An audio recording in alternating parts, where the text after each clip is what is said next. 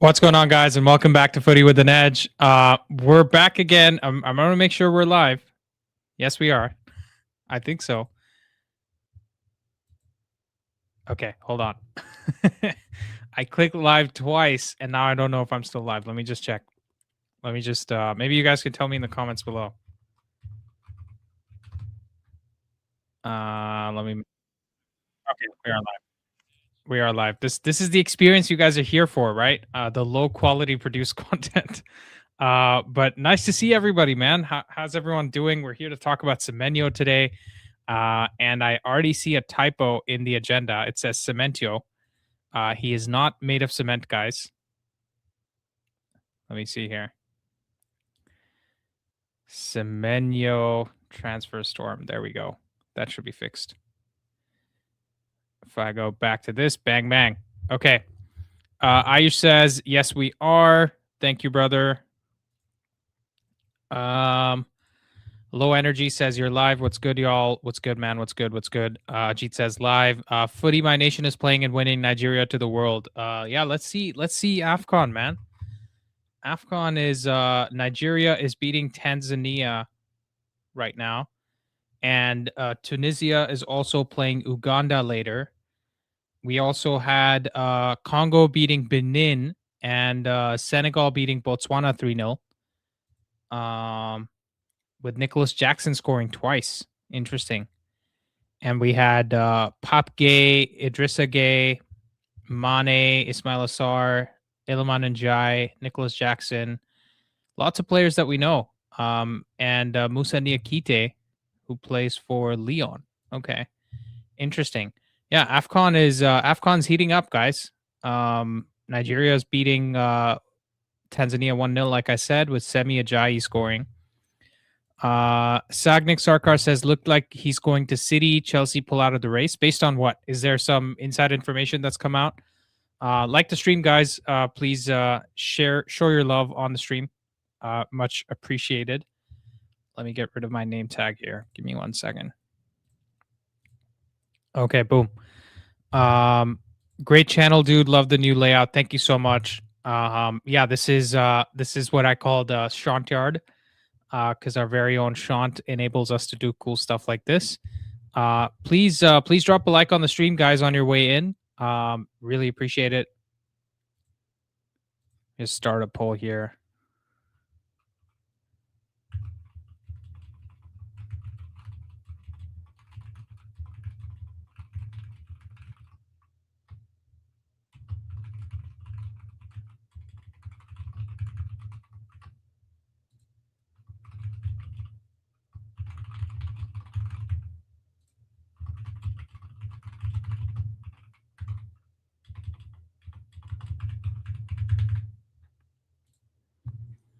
All right, just started a poll for everybody.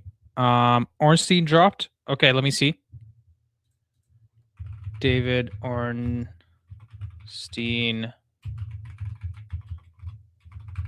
Let's see. Did he drop it on Twitter?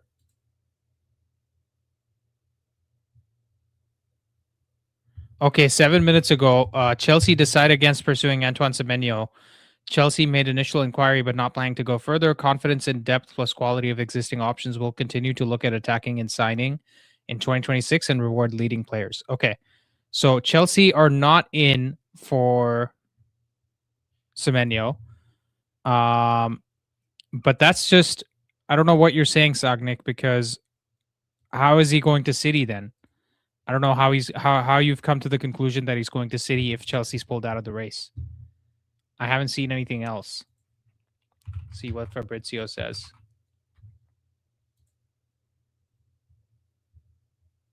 Yeah, there's no info.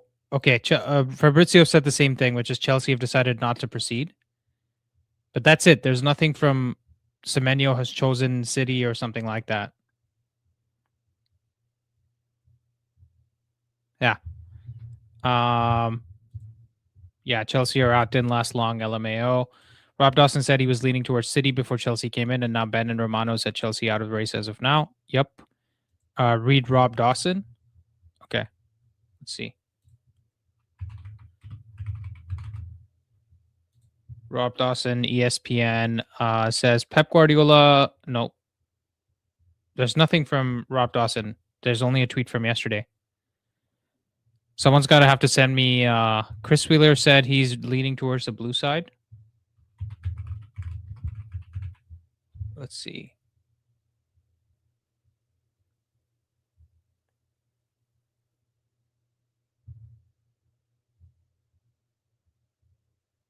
I don't see anything from these guys. I don't see Chris Wheeler. I don't see Rob Dawson. Someone's got to have to send me the tweet if you want me to read it out, because I don't see any corroboration from anybody here. But anyways, guys, we're here to talk about Semenyo and the various clubs that he's interested in. And as you can see, it's already kicking off in terms of the different links that we're getting. So Semenyo has become one of the most in-demand attackers in the Premier League, as we've already seen. January window is super tight. There's up to 6 clubs that are interested. I'm sure Arsenal would also, be in the running, maybe lower down the pecking order. But we have a very tight table. We have some injuries. There's AFCON going on, and there's a lack of depth across top clubs. So Semenyo really fits the January ready profile because he's physically dominant. He's Premier League proven. He can play out wide. He can play inside forward. He can play wing back. And Berminator, I disagree, bro. He right now he already plays left wing back for Bournemouth, dude. Go check out his stats. His defensive stats are insane for a wide player. He already does the role that we want him to do. If anything, we would get him to attack even more if he came to United. The left wing back, just because it sounds like a fullback role or wing back role, it's not actually a wing back role. It's a winger that does a little bit of positional defending. So Semenyo is not going to have to be, he's not playing for Jose Mourinho, dude. So let's kind of let's temper our points with that stuff right there. Saw somewhere he wants to play number 9 in the future. That's his favorite position, and he can do that for United. Like, he can score. I think his goal is to score goals for any club he goes to, and he can score plenty of goals. You look at that chance that Dalot had on the break against Wolves, and he could have easily,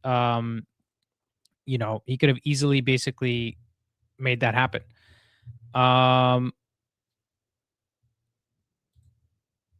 This needs player for every position. He hasn't played striker since early 2023.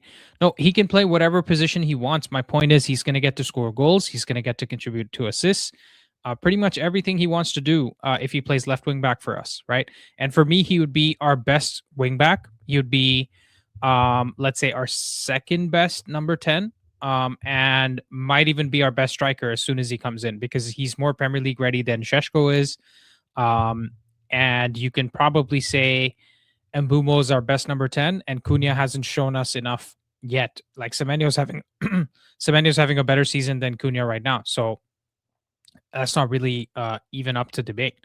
So I think looking at Semenyo, he's just a very exciting player, right? Now, let's look at the six clubs that are actually in the mix, right? If we move on to our next talking point. So we have United, who needs goals, depth, a chaos ball style attacker. City, the questions are whether he fits into Pep's project and how much game time he actually gets, because they have Cherki, they have Foden, they have Doku, right? They have a lot of players that already could start ahead of Semenyo. But he would be adding great squad depth to them, and he probably gets a little bit more money than he gets at United, maybe 25,000-50,000 pounds per week more, which again is not nothing, right? So if he wants to secure the bag, then City is where he goes. Then Liverpool, they showed interest in November, but they haven't really followed up. I guess the questions around Salah have died down a little bit. I think if Salah was to leave, then Liverpool might kind of come in and talk about it, but Salah's not going to leave now because they've made up, so it's okay. Chelsea, we've already heard the news that the club is out. They already have PSR chaos. They already have squad cost ratio chaos. So even though the profile might fit for them, I don't think Chelsea's going for them, and they've come and confirmed that Chelsea doesn't go. Tottenham really wants Semenyo, but Tottenham's Tottenham, and he has apparently respectfully declined. And then Newcastle is a potential dark horse if finances allow, right? They would love to get somebody like Semenyo, but again, I don't think he goes to Newcastle. So the key question is who needs Semenyo and who just wants him? And in my opinion, the club that needs Semenyo more than any other, actually two clubs need Semenyo. I think it's United and Tottenham. And the rest of the clubs kind of just want him. And Tottenham or Tottenham. So if it's a battle between United and Tottenham, then United wins clearly. But again, the point is, how is Ayush, Chelsea, multiple reporters have come out and said that Chelsea are not in for him. Chelsea have backed out of the race. But United and Tottenham are the two clubs for me that really need him. He's already said no to Tottenham, basically, behind the scenes. And the thing is, City don't need him, right? City, it would just be a good squad depth option, and they have a lot of games. So he gets minutes, but he's not the main guy there, right? And I think Semenyo has spent way too much time kind of being on the fringes to not go be the main guy somewhere, right? If I look at Semenyo's career, let me look at the clubs he's played for. He started out at Bristol City. He played his youth team football for Bristol City. Over 5 seasons from 2018 to 2023, he only played 112 games for them. I think that's mainly because he had 3 loan spells at Bath City, Newport County, and Sunderland, right? And for Bristol City, he had 112 appearances. He scored 16 goals. Bath City, 3 goals. Newport County, 3 goals. Sunderland on loan, 0 goals. And then he moved to Bournemouth in 2023, where in 97 games, he has 28 goals. So this guy, like, respectfully, has had a very difficult career so far, where he's had to graft. He's had to do whatever is needed to improve his skill set, to take himself to the next level. And I don't think he looks at himself right now as a 25-year-old. He turned 25. He's going to turn 26 in a month, right? As a 26-year-old, you're looking at it and you're saying, where does he actually get the most game time, and where can he realistically go and get a 2 contract type of career, right? So from 26, he gets a 5-year contract that takes him till 31. Let's say he does really well in the next 2-3 seasons. They give him a new contract, 2.5 seasons from now. And that takes him till he's actually 32 or something like that, right? That's the main career earnings portion of his career, because at 32, 33, you're not really going to get long contracts, especially as a forward. So this is kind of the big decision of his life. And do you want to go to a Tottenham where you're going to be irrelevant for a long time? Do you want to go to a City where you're just going to be one of the guys? Or do you want to go to United and be the guy that kind of takes us back to the top, right? Because it intersects very well with Project 2028, with Mission 21, whatever you want to call it.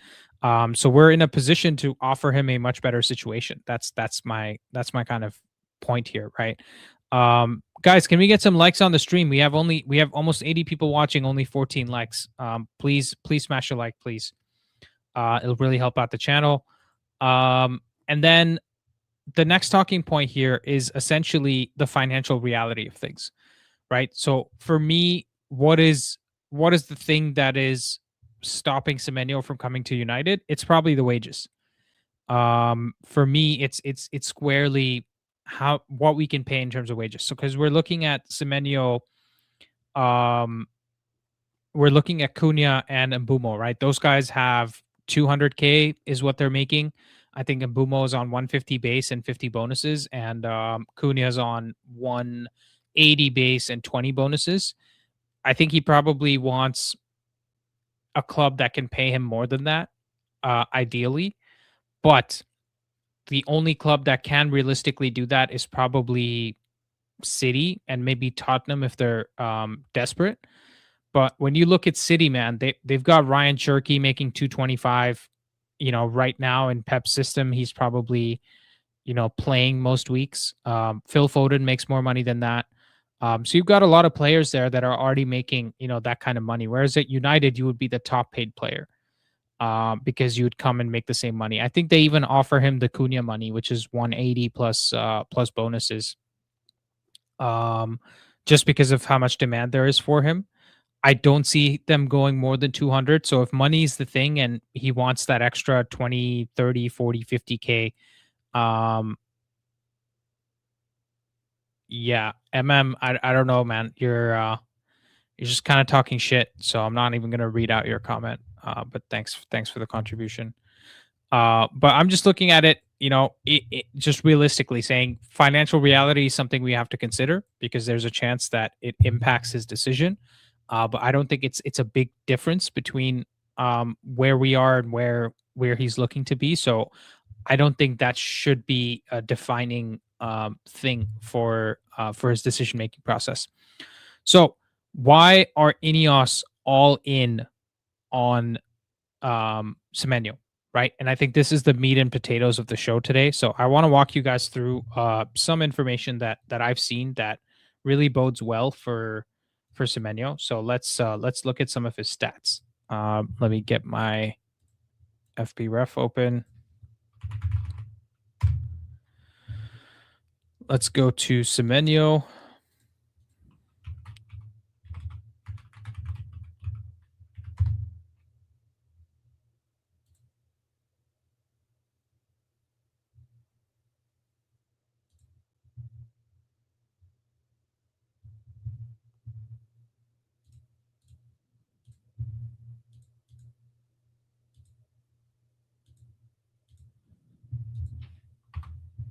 Okay. So we're looking at Semenyo as a player. These are his bumper stats, right? So non-penalty goals, he's in the 96th percentile. Obviously, I think he's the fourth leading goals and assist contributor this season in the Premier League. Then you look at his defensive numbers; they're elite, right? So this is for all of you guys who keep saying, "Why would he want to come play left wing back for Amram?" This is the reason, because he's already doing a lot of that at Bournemouth, right? This is his stats from this season, and he's already got 1.6 blocks per 90. He's very good in his aerial win rate. He's got decent tackle numbers as well. He would be doing very much the same role at United. Just think back to the Dallo chance against Wolves, where he goes one on one against Sam Johnston, and he hits the goalkeeper. That's a goal that Semenyo scores, right? So that's the difference between having a Dallo in that position and having a Semenyo in that position. I don't really think it's that deep to be like, oh, why do you think he's going to come play left wing back? It's because he already kind of does play that position. Then we look at more of his attacking stats, right? Goals plus assists per 90, 94th percentile, non-penalty goals, 96th percentile, just goals in general, 98th percentile. So this is basically taking away the penalties, right? And then his XG, he's in the 85th percentile. What else? Goals per shot is also very good. So that tells you the quality of his finishing. And then look at his XG over performance here, guys. This is the same level as Cunha and Mbumo before we purchased them, right? Very good over performance in terms of his finishing.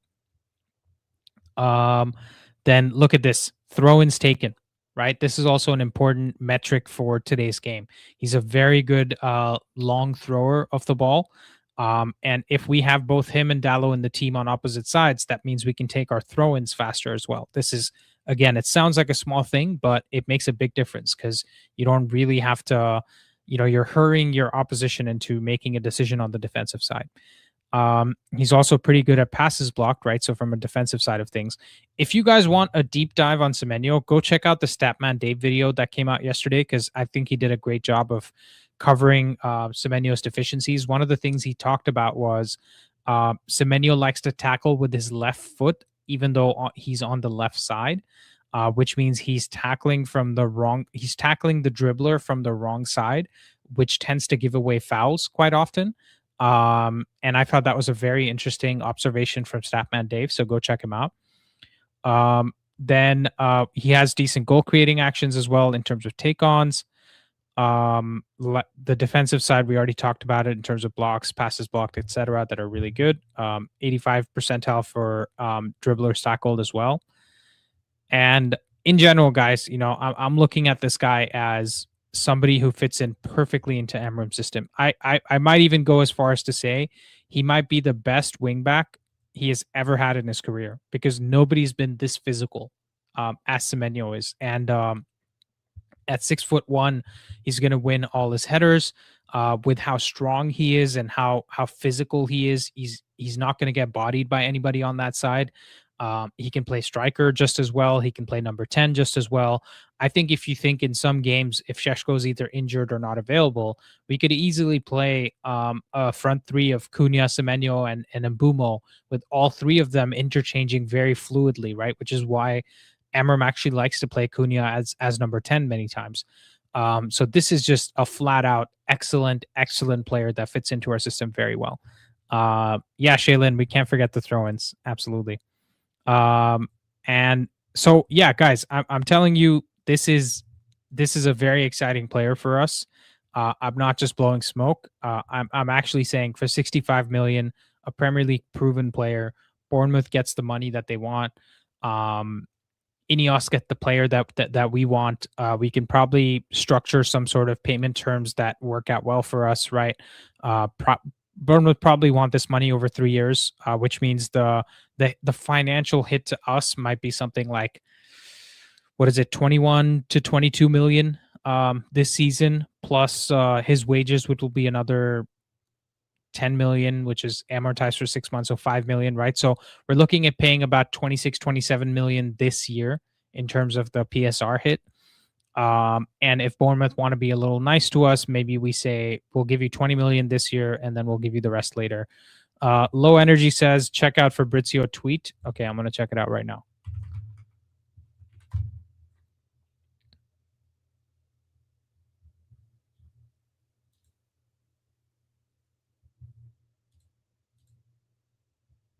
Let's see. So understand Man City have been pushing a lot in the last 12 hours to try advance on Semenyo deal. Director Vienna and direct talks with players camp as City want final answer as soon as possible. Man United still insisting. Liverpool monitoring. Chelsea are out.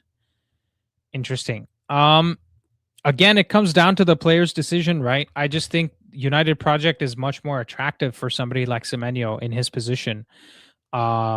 And that's my 2 cents on it. I just don't see what benefit he has of going with City, because yes, you will win more maybe this season, but the talks are that Guardiola is going to be out, and then you're going to be playing with Maresca, right? So, do you want to play under Maresca? Do you want to play under Amarim? That's the real question. So yeah, Fabrizio has tweeted, but No Psych says, Andy, just to clarify, give me a second. Let me see what he says. Sorry, I'm going to get to your comment. Just to clarify for PSR hit, it's not based on payment structure, it's based on amortization. We would have half a season of amortization on the books this year. Isn't the amortization based on the payment structure though? Like that's my question. I'm not a financial expert. But if a club wants us to pay the money, like for example, over 1 season instead of 5, we can't just say we're going to amortize that over 5 years. The money still has to go. The cash flow has to leave our books, right? But Be Cool says Guardiola isn't leaving. City might want to play him left back too. I mean, I don't know if you're saying that in jest. Why would Semenyo want to come play wingback for a manager with 14 wins in 44 games? So United will insult him when he doesn't defend his back post like a fullback. Lord Seventh, listen, I understand if you are Amram out, that's totally fine. If you have something positive to contribute or what's it called? Constructive criticism to pass on Amram, then that's fine. Okay, no Sag, that's fair enough. That I will have to confirm this myself in order to confirm or deny what you're saying, but thank you for sharing that. He should go to City. This manager and fan base don't deserve him. Yeah, that's fine, Lord. Thanks for your opinion, man. Amram ready to change formation for Amram? I think you mean change formation for Semenyo. Wingers don't defend their back post. I don't know what games you're watching, dude, because if wingers don't defend their back post, that's where a lot of the goals come from. So, and Semenyo defends his back post, dude. Semenyo's aerial win rate is very high. His defensive stats are very high. So if you want to just ignore everything I've said in this whole freaking video and you just want to talk shit, then, you know, do you. But I've literally just talked about how Semenyo kind of already plays the wingback role at Bournemouth. They play three at the back sometimes when they go up against three at the back teams. And like Cyberman just said, Semenyo is actually pretty decent at defending. So we wouldn't be asking him to do something that he doesn't want to do.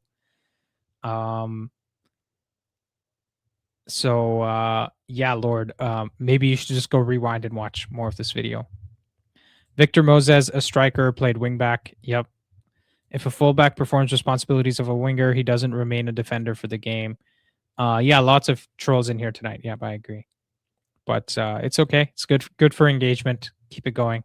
Darshan, thanks for your super chat, bro. Appreciate it. Thanks for watching. Thanks for contributing to the channel.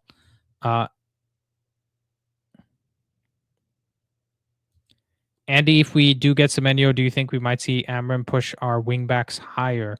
I think the wingbacks are already pretty high, dude. I think it also depends on game state, right? It depends on which team we're playing. Depends on what system we want to execute. Sometimes you will have the wingbacks that need to defend a bit more, or play a deeper role and get more involved in the build-up, not necessarily defend more. And so, yeah, I think Lord 7 needs to be timed out. Just talking shit, man. There's no use. You're not adding any value to the chat. So thanks for your contributions. Giggs and Beckham were world class and they track back like crazy. Exactly. We were okay with those guys doing that. And for some reason, a guy who's already doing it at his current club can't come and do the same thing for United. I mean, make it make sense. Average positioning last game, wingbacks were highest players on the pitch. Exactly. If you go watch our average positions in any game, our wingbacks play like wingers. It's actually the number 10s, if anything. If you're going by position on the pitch, the number 10s are the ones who have to come deepest, especially during the build-up phase. I don't understand why people don't expect wingers to defend. Luis Diaz, Mane, Sane for City. All modern wingers defend, for fuck's sake. Yeah, absolutely. Agreed with that. Shawnuk says if we push wingbacks any higher, they might be offsiding. Yeah, exactly. Okay, guys, let's go to our fan forum. We've had enough of the trolls. Let's move on to our fan forum. So let's have a conversation with everybody. The lines are open, guys, and I'm gonna add the StreamYard link to the chat here and pin it for you guys. And let's see who wants to join and have a chat. I'm gonna add Brian to the stream. He's been waiting for a while. Brian, how you doing? Good. How are you? Pretty good, man. Did you call in yesterday?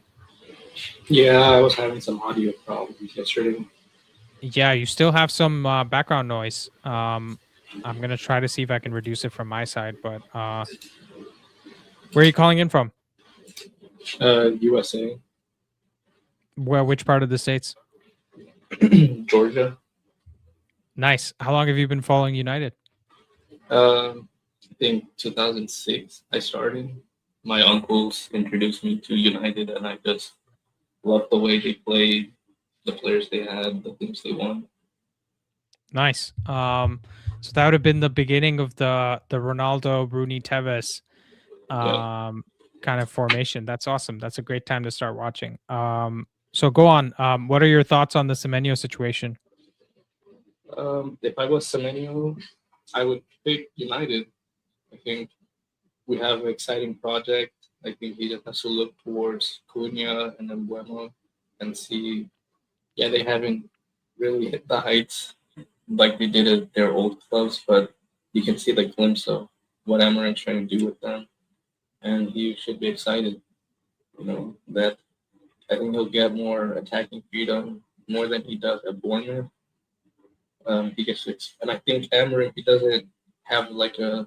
People say he has a rigid formation, but I don't think his system is really rigid like with Pep Guardiola. Guardiola is like plays in zones. He has, players can't really interchange if he doesn't want to. Um, but Amarin, he likes his players to pop up in different positions. So gives them attacking freedom in the final third. Whereas, you know, Pep, he's trying to get overloads on a certain side and have his fullbacks overlap. And if you ignore the fullback, sometimes you get screamed at. I'm amazed that Turkey's really doing well for City because he doesn't seem like a Guardiola type player. So Yeah. I think Semenyo should choose United. Yeah, I agree. I mean, that's basically a lot of what I've already discussed as well, right? I think it makes much more sense for him to come to United because he's going to be one of the faces of the project, right? With Cunha and Mbumo, he's going to be the next guy, especially when we hear the rumor mill says that Bruno's going to leave. So it makes sense for him to come in and listen. He'll have never played with a creator like Bruno in his life, and he has a chance to do that for 6 months, maybe 18 months when he comes to United. Whereas if he goes to City, Holland's going to be the main man, right? It's not going to be Semenyo. And he also has Cherky, he has Reinders, like all these new players that are kind of vying for the attention. So I hear you. Cool, man. What is you have a prediction for the Newcastle game? What do you think is going to happen? I think it'll be close. They can go either way, 2-1. But I think All right. United, after losing against Aston Villa, I think they'll be fired up. And I think it'll be 2-1 to us. Yeah. Yeah, fair enough. I predicted a win in that game as well, but I also predicted a draw against Villa. So maybe there's scope for me to be wrong. But okay, awesome, Brian. Thanks for your thoughts, man. Please do call in again. Yeah, thank you for having me. See ya. Bye. All right, let's get AUN into the show. AUN, how you doing, brother? Doing good, man. How you doing, Andy? Pretty good, man.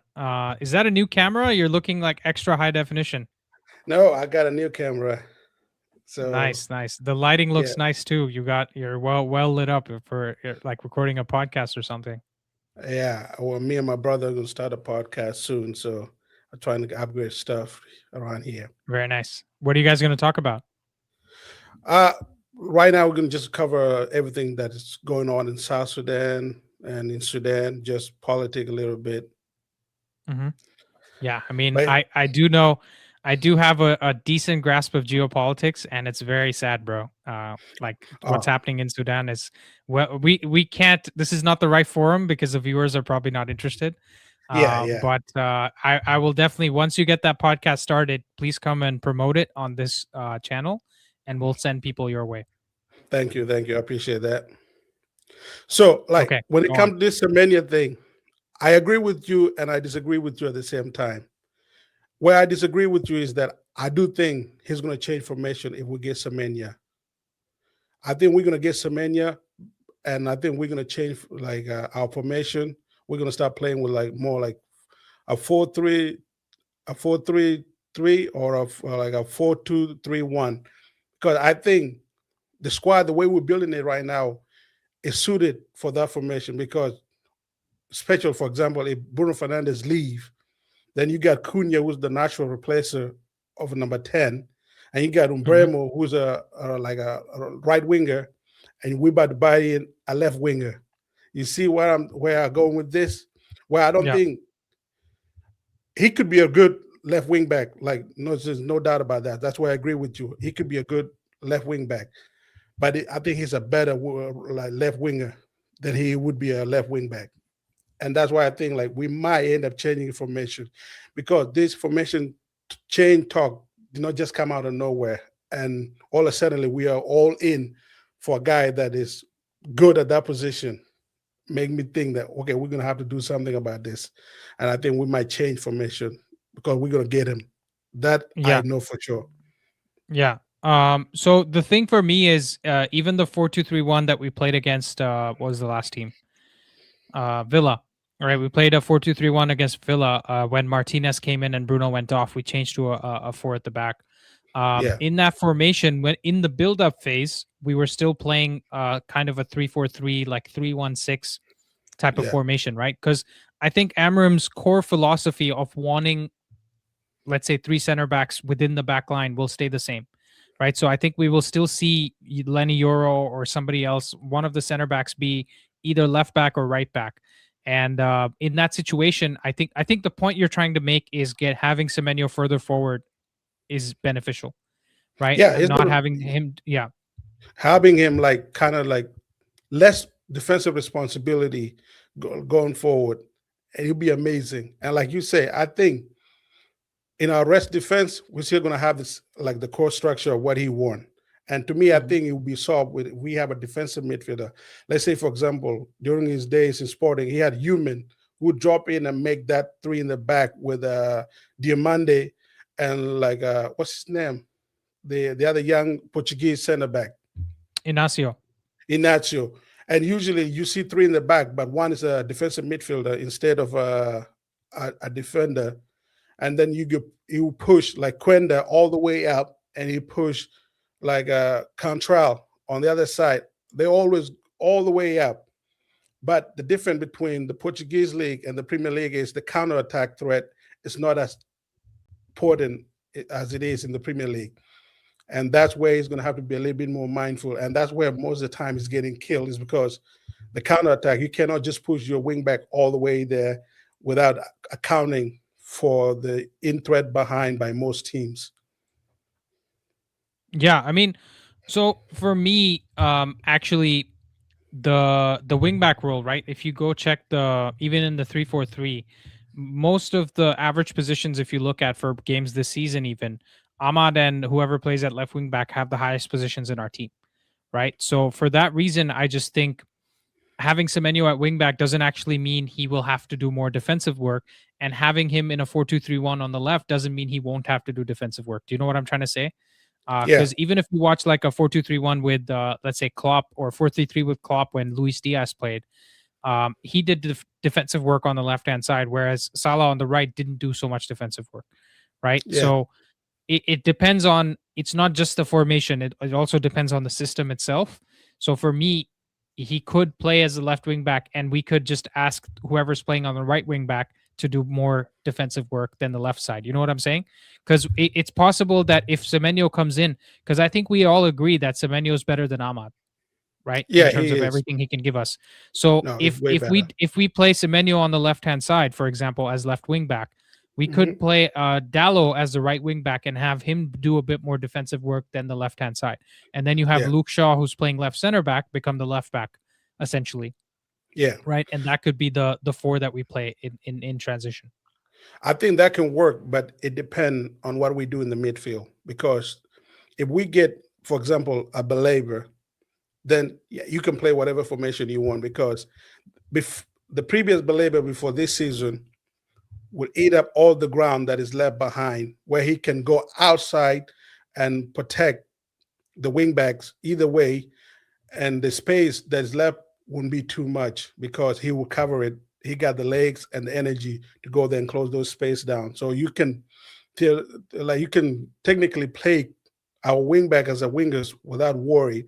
But if in this system, for example, in January, I don't think you can play this as high as he won with Casemiro in there, with Bruno Fernandes in there, who are not defensively aware enough to know where the danger is going to be when we're getting hit by counterattack. Well, no, it's also they don't have the legs, right? Because they don't have the legs, there's more chances that they're out of position. So I see what you're trying to say, which is if Casemiro and Bruno play, then both our wing backs have to do a bit more ground covering, right? A bit more forward and back throughout the game. Yeah, so that makes sense. But again, I think that's a 6-month problem, because we know that Casemiro is not going to be there long term. Bruno is probably not going to be there long term.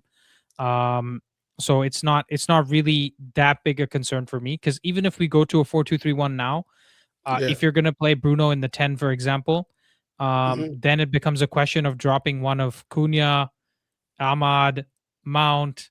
None of those guys can get into the team, right? Like, we are a weaker team if we are playing with the current midfield that we have in a 4-2-3-1. Yeah, like honestly, I think this is, to me personally, I hate this conversation we always have where what if we get him, where he's gonna play, where this does like, if City won him, it doesn't matter how many good players in front of him, they won him anyway. We should be like that. Get him in I the agree. house Yeah, and yeah, we I agree. figure out Yeah, for sure. Yeah, once he's inside the house, we figure out where to play him. I don't care. Just get the player who's one of the best in the league into the house, and we will sort out for formation, position later. But we need to go get this guy right now because, like I say, he's one of the best in the league in his position, and like you say, he can defend also. So like he can be used as anything. That's how important he is. Yeah, yeah, for sure. I think even if we want to play 4-4-2, he can be the second striker. Right? We could have like if Šeško's on the bench, we could play Semenyo, Cunha as the two strikers. And that works very well also. And like I say, he's also very physical. He can hold the ball up. So even if some game we want to give Šeško a break, he can start up top. And it's not like Šeško is doing really well. It's not like Cunha is actually lighting up the wall anyway. So it's not like if we're bringing him, he's going to struggle to find space in this team. He's probably going to be the one ousting some players out of this team. And people don't know that. Yeah. Well, I think for sure if we go to a 4-2-3-1, Ahmad goes to the bench. Because Mbeumo plays on the right-hand side. Ahmad will be on the bench. But just imagine that like we have a front line where Ahmad is on the bench. And any one of them get injured, Ahmad come in. And that, no, not even injured. We just bring him on as a substitute. That's a really good squad. Yeah, it's a rotation piece. Yeah. And I would agree, like long term, if we want to be a really good team, Ahmad is probably not good enough to be a starter right now. Maybe he becomes that in a couple of seasons, but right now he's probably good as a squad player. And that's not me being disrespectful. I'm just saying our ambition is to be consistent top 4 team, maybe challenging for the title. In that type of team, the current version of Ahmad doesn't start, right? So that's interesting. Also, I also think that, like you said, people always think of the starting 11. The season is not a starting 11. You have a starting 15, at the very minimum, a starting 13, which means like there's 11 and there's 13 other that are capable starters that are going to come rotate in and out of the team. The way City did it. Remember when they had Mahrez, they had like Sterling, Aguero, and Jesus, how they rotate all of them to try to give all of them minutes, and all of them played nearly 50 games. I'm like, that's how you do it, because this is becoming more of a squad game than it is just the first 11. And for a long time, we have just like emphasized starting 11 too much. We need starting 13. And if Semenyo is going to contribute to having a starting 13, bring him in. Yeah. Oh, that's without a doubt, right? For sure. AUN, great conversation, man. Let me just rotate the panel, and I'll bring you in later when we have the extended panel, okay? If you want to stick around. No problem. All right. Thanks, man. AUN giving us a good shout here. Let's talk to Be Cool. Be Cool, how you doing?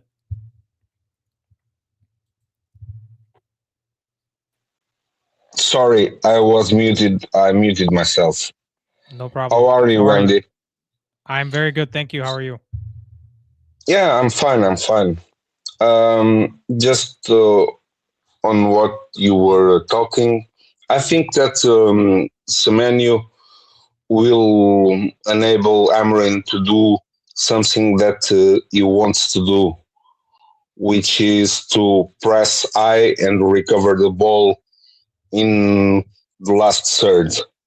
Because playing with Ahmad and either Dalo or Dorgu, a lot of times they are being pinned down by the right winger of the opposition, and I think that with Semenyo that dynamic will change, because it has to be Luke Shaw that has, or the left centre back that has to go out to the right wing to mark the right winger, and the left wing back has to press the right full back in order that we may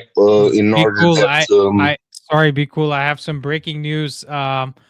David Ornstein has said that Semenyo's preference is to join Man City in January. Apparently, Man United has pushed hard, but let me just share the screen here. So Man United pushed hard, but never planned to use a 25-year-old at wing back. But winner switch was always tough for United. So I got to change the show title now. Ornstein, BOMBA, Semenyo to City confirmed. Okay, it's done, guys. It's done. No, for me, it isn't done. Yeah. I'm not sure that people. I think if he chooses Man City, is going to choose due to the wage, not to the project, because he's not taking the place of Doku. And if he's going to Man City, it's probably because he wants to play Champions League earlier. Yeah. We are a bit far from that. Yeah. Well, it's disappointing, guys. What can we do? I think Low Energy says on the bright side, we'll continue to see Dallo. Problem solved. We'll still have no options. I mean, listen. Yeah, go ahead. I'm not sure that this is so definite, because a lot of times people say stuff and leak stuff, maybe to force a move from the other side. So I'll wait a bit until this is more definite. Yeah, no, for sure. I mean, we'll have to see in January. That there's still people can change their minds, right? Rishi brings up an interesting point. He says, look at Caicedo. It's not over till it's over. Because we had Caicedo had said yes to Liverpool. They had paid the money as well, and then last minute he decided he wants to go to Chelsea, right? So I think that's a good point. No, be cool and Rishi make a good point, Semix. Well, Ornstein and Fabrizio have been wrong before, and the player can change his mind. But I'll tell you what, Be Cool is right in the sense that if he goes to City, it's because of wages in Champions League, which again is not nothing. So I respect that the player wants to make that decision, but he's definitely not choosing the better project. The better project is United. It's a leak from the player side.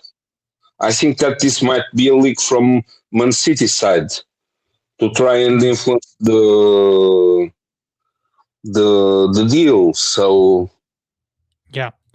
Plus, I'm looking at the City team, right? If I just look at the City team, and maybe I'll bring in some of the panel here too now. Let's see. Rishi's here, and we also have Robert.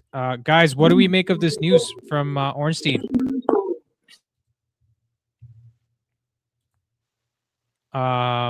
Robert, give us your thoughts. So, okay, my thoughts on the Semenyo talk on what? What's that?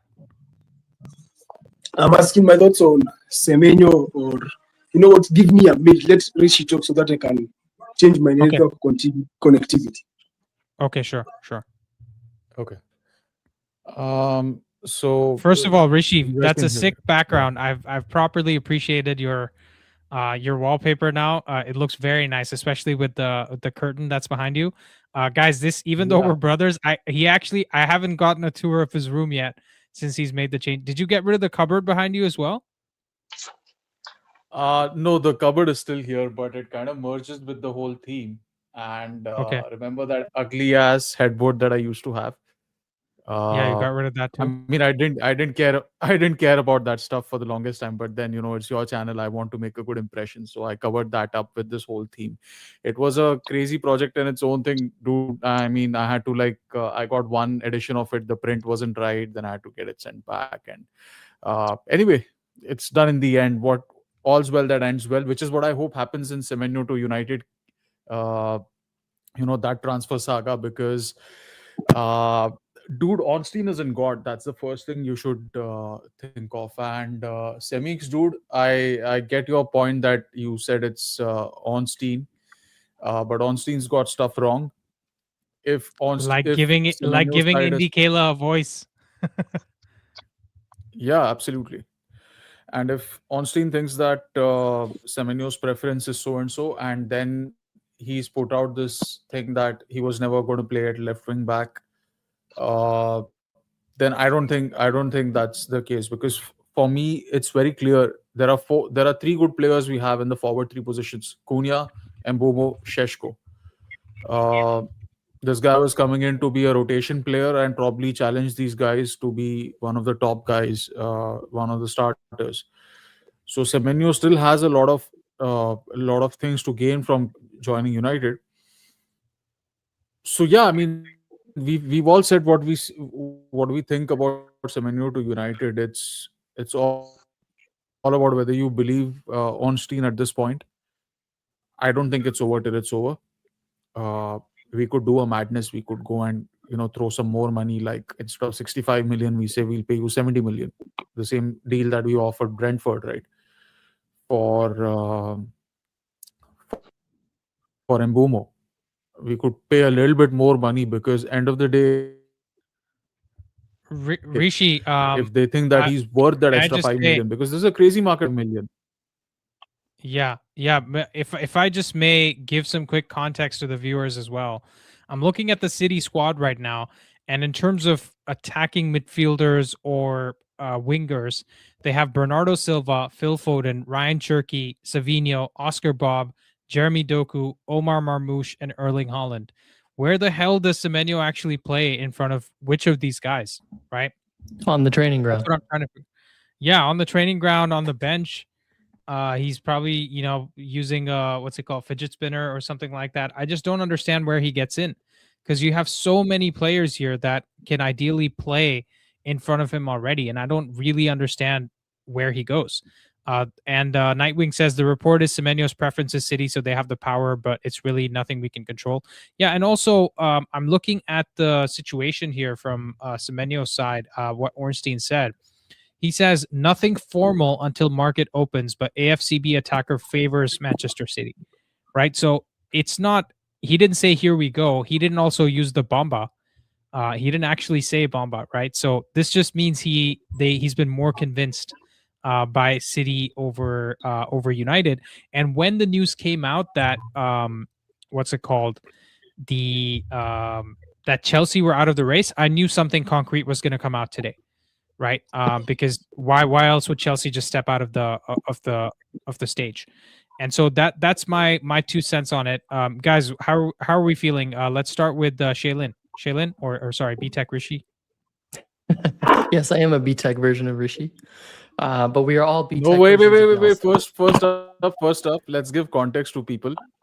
I called myself a B-Tech Shaylin because today, guys, we shot a special episode of the Stat Padders episode. And the script was written by none other than Shaylin himself, and the amazing work that he did, it made me realize that I do a few good things with the Stat Padders podcast, but I am, at the end of the day, I'm just a B-Tech Shaylin, and Shaylin's just trying to be nice to me, and he's he's returning the favor and calling himself a B-Tech Rishi, which I think is absolutely false. I am B-Tech Shaylin. You guys I'm the one who wants to copy you. Now that I realize you guys do have like similar like facial hair and hairstyles as well, so it actually goes pretty well. Like you guys are looking more like brothers than me and Rishi. Amma said the same thing. She said that Shaylin looks like he could be my brother. Yeah. Oh, love that. Oh, I wouldn't mind, but unfortunately, I'm not from Goa.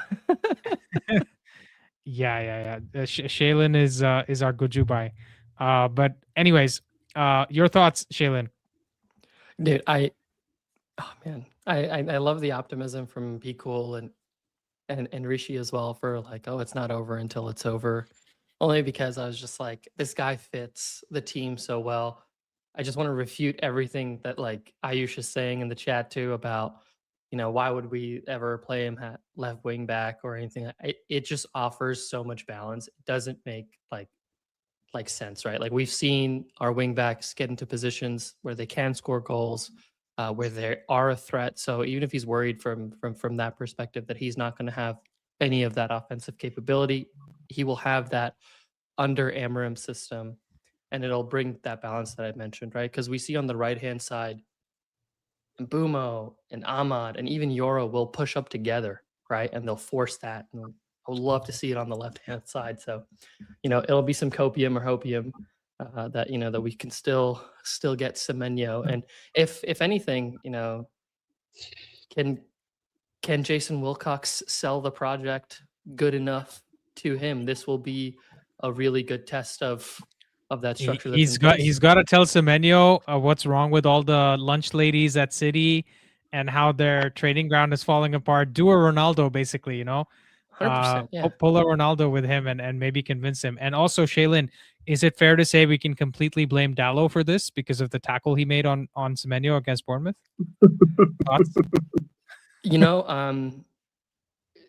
At risk of not immersing myself into that controversy, yes. Yeah, you can. And by extension, it's Ruben's fault because family members, right? You're 100% right. That's probably why he doesn't want to join us, because he's just like, Dallo's related to Amorim. Amorim's going to prefer Dallo over me. Yeah. Anyways, Robert, your thoughts? I'm still optimistic that you can still send Morgan Rogers. He's flirting. That man is flirting with that. So if you don't sign Semenyo, we go for Morgan Rogers next summer, and things are still good. But I still wanted him to join us to play wing back for us, because I don't see him as a 10. He's not a 10. I don't get what you guys are saying he's a 10. That's my opinion, because he likes the wide places, and also his touches are too low for a player his quality. Just shows you he wants to be wide. So I wanted him to come to us and play wing back. But it is what it is at the end of the day. January is still like 2 weeks ago, 2 weeks to come. So maybe we might change his mind.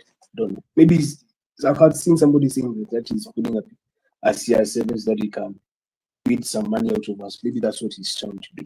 Don't know. Hey, before you go to the next panelist, Andy, I think there's one part of that Ornstein tweet that is really telling, is that Man United felt like a January move was difficult to perform.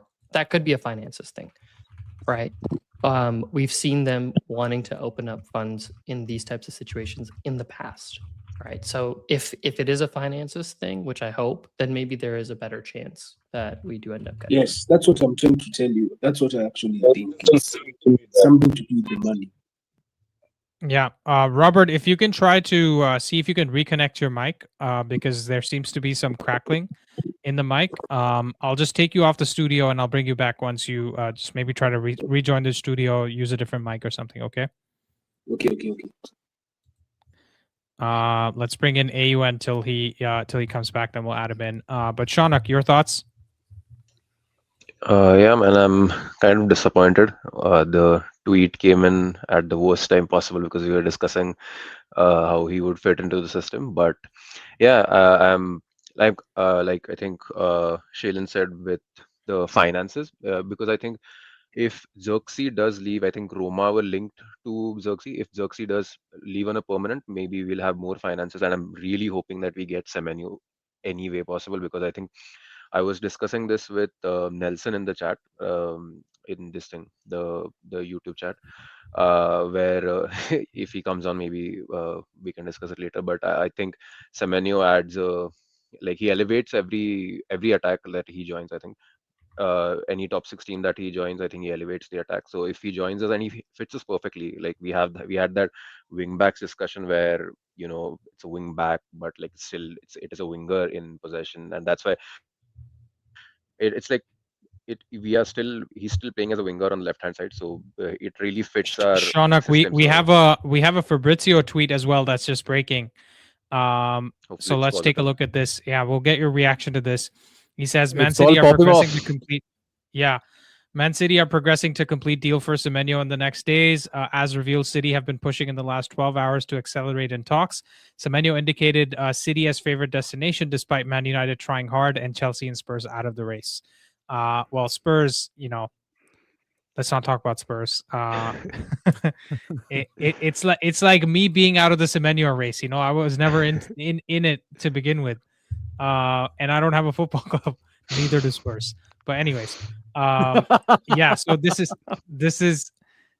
is I guess more of a confirmation. Still, I'm not seeing here we goes, right? I'm not seeing anything else. So there's still a chance. But I don't want to sit here and pretend like this is the Tottenham feeling like they had a chance with Eze when Arsenal came in, right? Because this isn't that bad.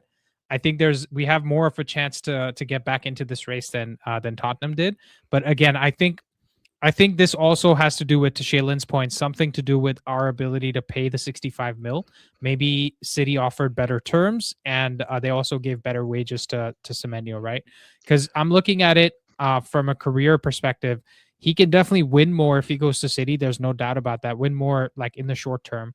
But in terms of being the main man, he's not going to get anywhere near that. And I'm not going to be upset with him if he doesn't choose us, but I'm trying to make sense of it. Shauna, yeah, I think please. Wilcox really has to, the project has to be sold to a certain, above a certain extent to him, because the package is going to be 60. Again, we can go above and beyond 70, 75, but is he worth 75 at that point? If you are paying 75 to just get him in earlier. But it's the recruitment team's job at this point to sell the project to him. And I think Doku, Semenyo, Marmoush, if he plays on the left wing, whoever is playing on the left wing, I don't think you're going to get half the games of a season. They have Bob. They have Oscar Bob. They have Cherky. They have Foden. They have Silva, who's still there. They've got a lot of players, right? And maybe they've told him listen, we're going to sell half of these guys in the summer, and we're going to sell Haaland, and you can be our striker. But I just don't see it. Andy, I wanna make a case for City, because I slightly disagree with you here. I'm looking at. Can you pull up the squad list that you had pulled up a few moments back? But a list of forwards, right? I don't have it handy here. Otherwise, I would have just. Yeah, I got it. It's on screen now. Yeah. So you have. I'm just going from bottom to top. Haaland plays every game, so you have a spot open on the left and right. Marmoush, I've seen him play a lot centrally in his best games, right? And recently, I'm not sure he starts a lot on the flanks. So Marmoush is someone who plays in the hole. Doku is someone who's definitely going to start. I guess Oscar Bob is going to be sold. Semenyo is not a guarantee. Cherky also a very central player, or maybe sometimes on one of the flanks. Foden also possibly moving into the midfield. Bernardo Silva, every season he's linked with a sale, so he's probably going to Barcelona next season. I'm looking at this lineup and I see probably a Doku and a Cherky and a Semenyo in the 3 spots, and a Marmoush. So in the 3 spots, you have 4 or 5 players who are competing behind Haaland. I think that's the same kind of competition he has at United, because he's got 3 players who are already difference, there. Rishi, is that we're looking at a front 5, right? In terms of our positioning, and arguably we don't even have 5 players in those 5 positions right now as starters, right? So I will push back onto your pushback, which is that City doesn't have as much competition as we think we do, because the truth is, listen, Foden, I know Guardiola has been doing the dark arts by playing him as a defensive midfielder and all that, but it's not something he does every game, right? And you are looking, for me, we have to look at it as now, right? Because there's every chance they also look at Bernardo Silva as the culture guy that we need to keep in the team for 2 more years till the new players set in, especially when you're going from, let's say, Guardiola to Maresca. You need somebody to sit there and, pass the experience over. So if we have Foden, Cherky, Semenyo, Oscar Bob, Doku, Marmoush, and Haaland, right? Let's take Haaland and let's take the striker position out of it, because he never gets injured. You're looking at 2 or 3 positions, including the attacking midfielder, where you have 1, 2, 3, 4, 5, 6, 7 players that could play there. And Reinders also plays attacking midfielder, by the way, right? He can also play that number 10 role. You're looking at this the wrong way. Good. He is going to play left back at Manchester City. He is competing with Nico O'Reilly directly at Manchester City, that's where he's being signed. Just saying. He's better AUN than says all he's of better their than wingers. all of them. He's better than all of their wingers. That's the point. Doku? He's better than Doku. He had I think he's more clinical than Doku, clinical, right? AUN? like Yeah. and that's Pep whole thing. He need the end product. Doku is a good trickster, but the end product is missing from him. Where Semenyo is really good with end product. So I think because he's better than both of them, he's going to start anyway. He would have started for any of the team. He just decided City. That's the thing with the end. I don't know how to put this, but when you watch Semenyo, he almost feels raw in a good sense, that he doesn't tend to like sort of overcook the pass, or you look at wingers where they hold on to the ball a bit too much. He's really direct, and that's why I really want us to get Semenyo. And to Rishi's point about Man City's like squad profile and in general the attackers that they have, I think when I watch City this season specifically, they have like they don't play with these wingers who are extremely wide, in my opinion. Like it's not like Sane and Sterling who are extremely wide and stretching the final line. They play with narrow wingers, and like basically Doku is also comes in a lot. So I don't really understand with Semenyo how he's going to fit into that unless you are playing him on the right hand side as a like you stretch the left back, or you play him as the sort of the one who stretches the defense beyond Haaland. But yeah, I mean, City is the more like stable choice if you were like it's the obvious choice if you put United, City. Also, Shaunak, the hopium/copium aside, I'm just gonna say that Guardiola looks at Semenyo as the guy that gives him a lot of things that nobody else does. Right? Bob doesn't have the physicality. Doku doesn't have the physicality. Cherky, even though Haaland calls him fat, he doesn't have the physicality. He doesn't have the speed. Semenyo also very fleet-footed type of winger. Marmoush has some physicality, but he's more of a striker / forward player. Whereas Semenyo gives him something nobody else does. He also gives him the aerial win rate. So for the way the league is going towards the physicality side of things, Semenyo is a no-brainer, right? So to AUN's point, it's actually where does Semenyo get into the team, not where does Semenyo get into the team, right? It's actually where does Oscar Bob get into the team, not where does Semenyo get into the team. But we'll bring in a couple. Yeah, go for it, AUN. You guys remember like City best team and like his first phase when he had like Sterling, Sane, yeah. And Sane, like Sterling and Sane on the wing. Remember that, how deadly that team was? He's getting a more upgrade version of Sterling. That's what I see, and it's scary. He's basically getting a Haaland version of a winger. Exactly. Because he's much more physical in that sense, but yeah. If they get him, do you guys think that City wins? Yeah, they win the league. Yeah, definitely, yeah. I think that Romano's tweet is just a counter tweet to Ornstein. When Ornstein puts something, Romano goes after him. So I don't value that pretty much. If Man United takes a public position, then the deal is off.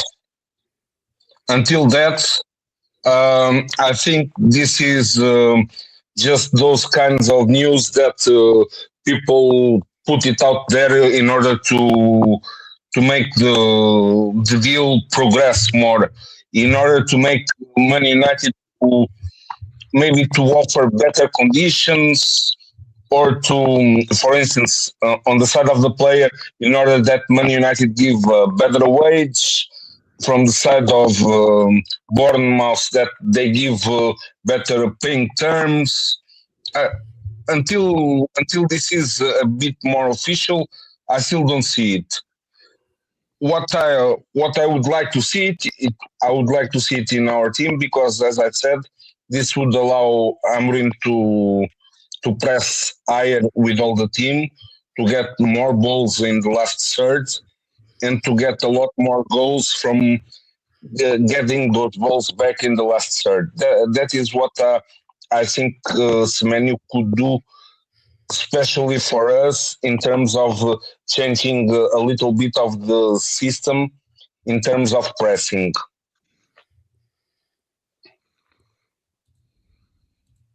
Yeah, for sure. Be cool. Thanks for sharing that. Ryan, your thoughts on this situation? Yeah, so I have a few. I'll go through them sort of. The first is I think that for us this was something of a free hit.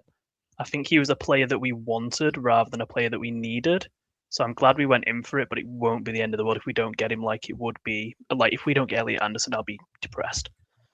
I don't think Ornstein's fully co-signing it. He's not fully sticking his neck out. He's doing a lot of press talk with the nothing concrete, favours City, sort of wishy-washy.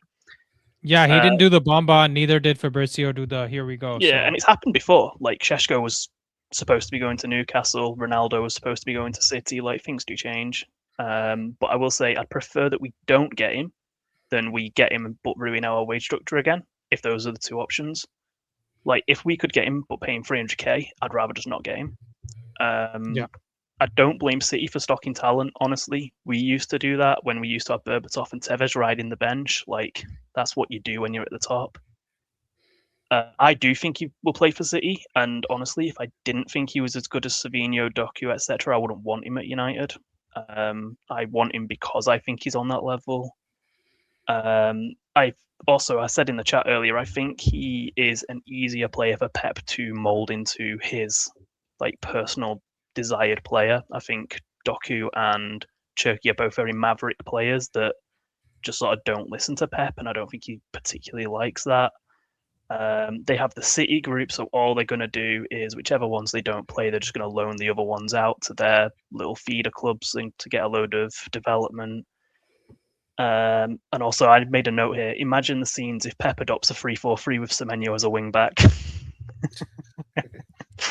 I would absolutely love it. But yeah, that's it. I know I said a lot, so I'll let you digest it. I want to get Vinny's thoughts as well, but it's a question for the panel whether Vinny wants to address it or anybody else.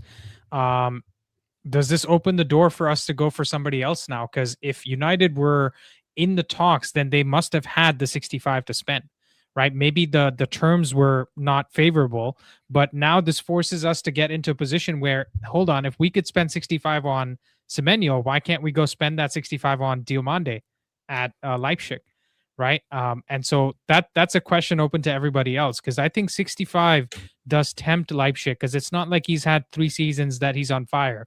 It's half a season, so there is some risk involved for the buying club as well. Vinny, are you even here? Yes, I'm here. He's here. Can you hear me? Okay. Yes. Yes. So I don't think that we have that whole 65 to spend, right? Because we were actually going in for Semenyo because of the release clause. I read it somewhere that the upfront payment was actually 20 mil. So I think that 20 mil, we still have it in the bank. Maybe the Baleba money, right? So I think it's because the release clause allows you to pay it in chunks, just like we did for. But that would be the same, right, Vinny? So that would be the same for any other club. Like, let's say if we were buying a 65 million player from somebody else, we would only pay them upfront 20. Or maybe even slightly less than that, right? So that's my question. Like, if we can afford a total transfer value of 65 million for Semenyo, can we just go and get somebody else for that value? Yeah, then for real, of course, we can definitely go and get somebody.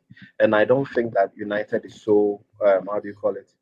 We are so rookie in the game that we only have Semenyo on our transfer list, right? I believe that Jason and what's the other the guy's name, Omar, they have eye for players. At least what they've brought in, they've shown that they can actually add quality to the squad, right?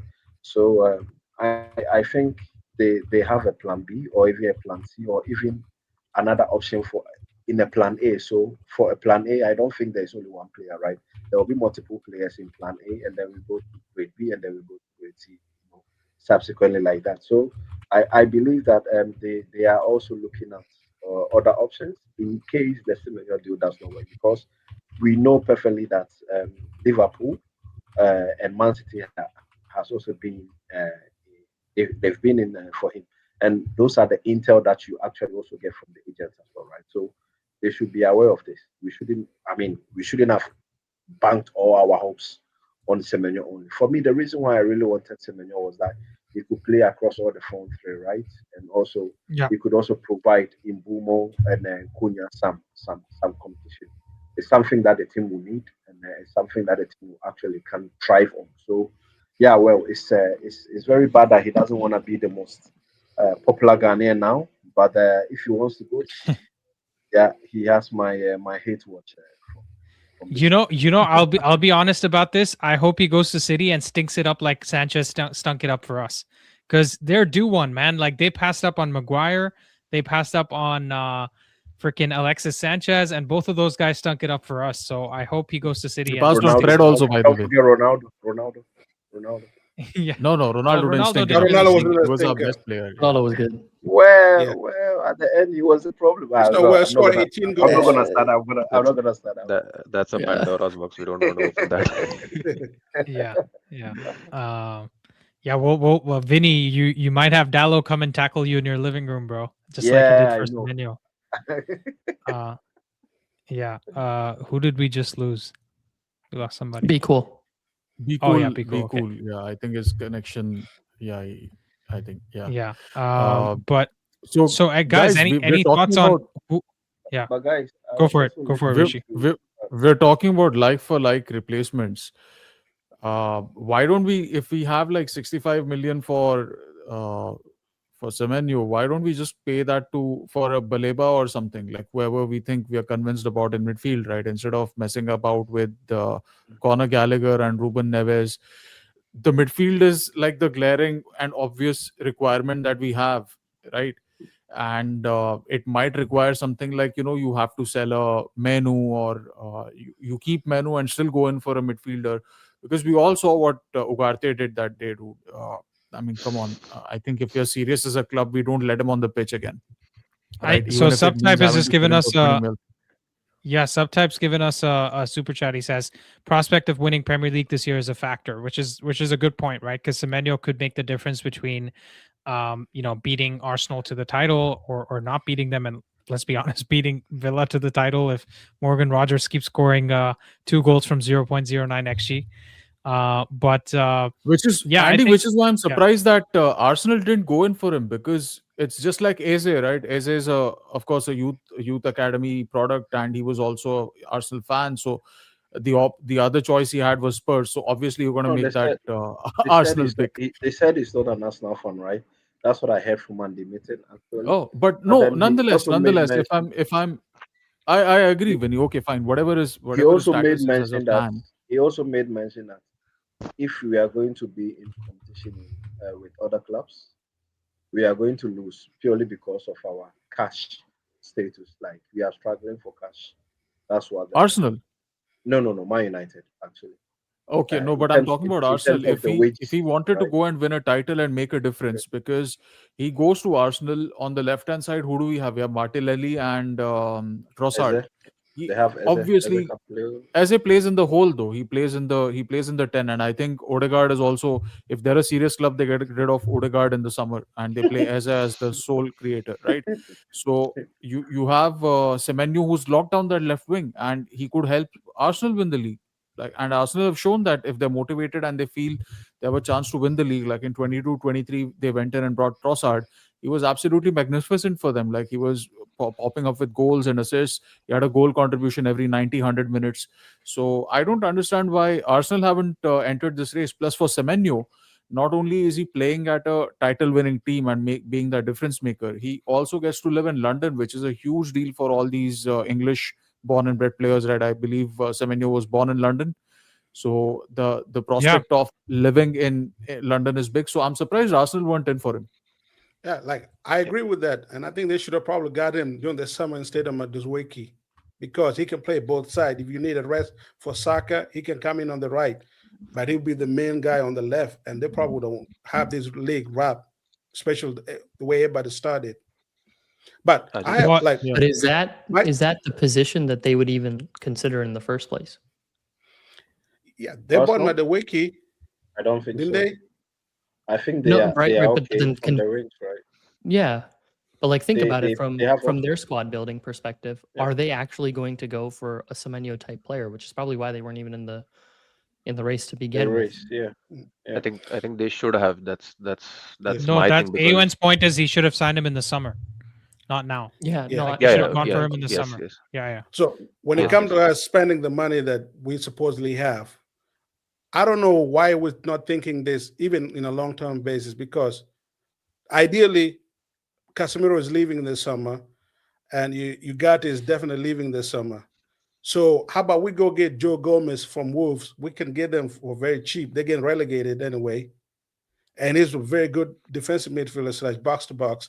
And when we do go buy our number one target in the summer, he can be the bench guy that replaces Ugarte. AUN, my only problem with Joao Gomez is that he's not good enough on the ball for me.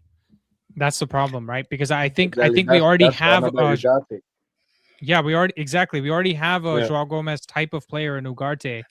No, he's way better than Ugarte on the ball. That's why I'm saying that type of player, he's not good enough is my point.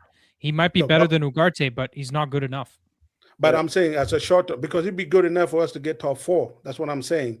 Put him next to Bruno. Remember, I think good enough for us to get top 4.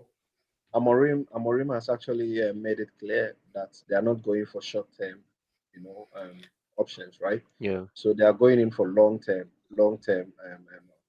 options. But it still be a long-term problem too. It'd be a long-term solution in terms of would replace Ugarte.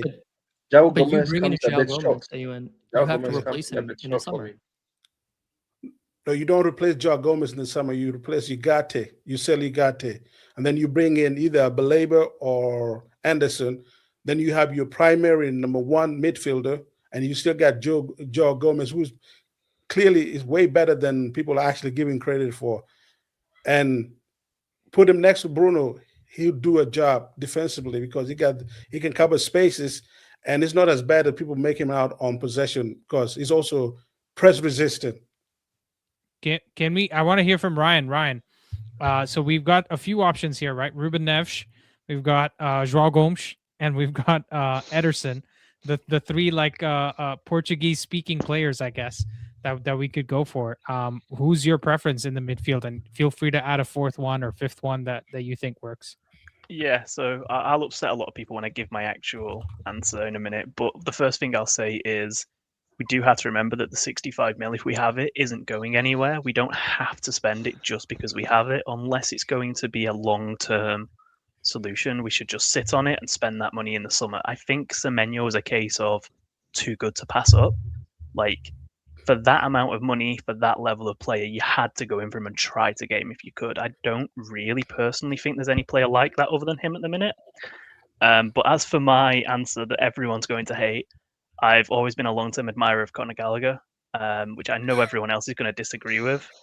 The reason being that I think surprise. Oh, let me guess, you voted for Brexit as well. No, I did not. No, it's not that. So I see him as an 8 rather than a 6 or a 10. But I think he can play the 6 and the 10 as well. So he's very versatile. He is a jack of all trades, a master of none, very much so. But he will always give you 120%, which I think is the single most important thing in an Amorim system. Ryan, you know what? You just gave the Gen Z version of he's a good lad, he'll do a job. That's literally for now on a loan with like a try before you buy type thing.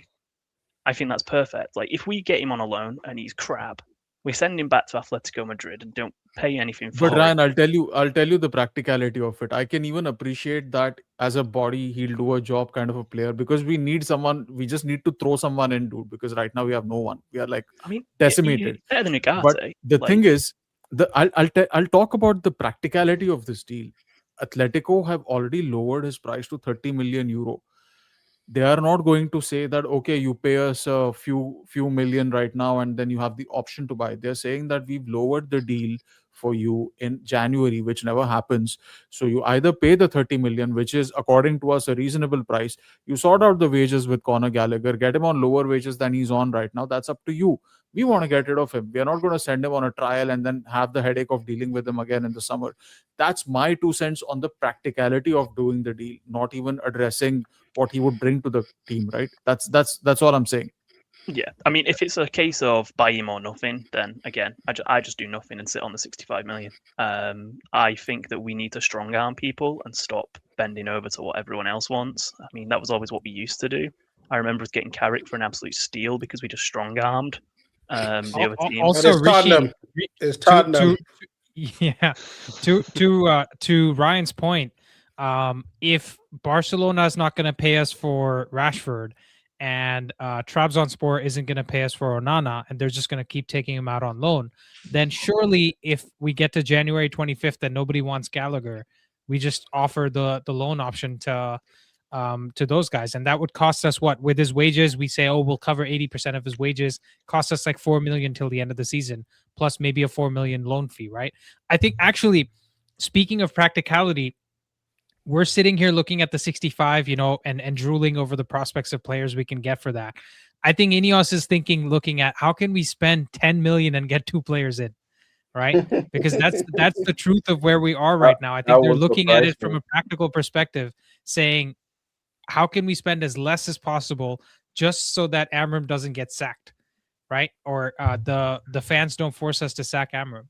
I think that is the main question they're trying to answer. I don't even think they're looking at it as like top 4, because if for us to be in top 4, we needed to have let's say 60% of the luck that Aston Villa has been having, which is play shit and get points, right? And no, even then, if Bruno was fit for these 6 games, I would still put us in a top 4 or a top 5 race. But now with him gone, it's all up in the air. You don't know what's going to turn up. You need to play that all those things that worked in our favor at PSG that evening in 2019, right? When we went with babies and we beat a hubris-stricken PSG side. Something like that needs to happen over the next 5, 6, 7, 8 games. Yeah. And guys, or we can just go test. Now that's like. Go ahead. I said we can try to go see what Brighton is talking about, what Forest is talking about, and how strongly are they willing to keep those guys. Because but they're not going to sell in January. That's what everybody said. They're not going to sell in January. But if you really need the player, like we need the player, and they are our number one target go for him. Let's go find out what they got. Yeah, but Brighton, even if Baleba's performances haven't been up to the mark this season, but like even in that case, they're not going to sell him for 65 million. I don't think they'll still hold out for 70, 80. Definitely, Brighton are that type of a club. Even if you can say that the performances haven't been that good, I don't think he's worth 80 million, but they'll still hold on to the 70, 75, whatever that they want. That's negotiation price. We can negotiate that. Yeah, but like and AUN, just to Shaunik's point, if we see the stinkers that Baleba has put up, and we were looking at 65 million in January and thinking that Semenyo was a banger of a signing, dude, we are not. Baleba is a risk of a signing, right? He might be worth 30 million in the summer. Like obviously Brighton will sell him for more even if he's scrapped for the next 6 months. But for us, he might be like worth 30 million to offload, right?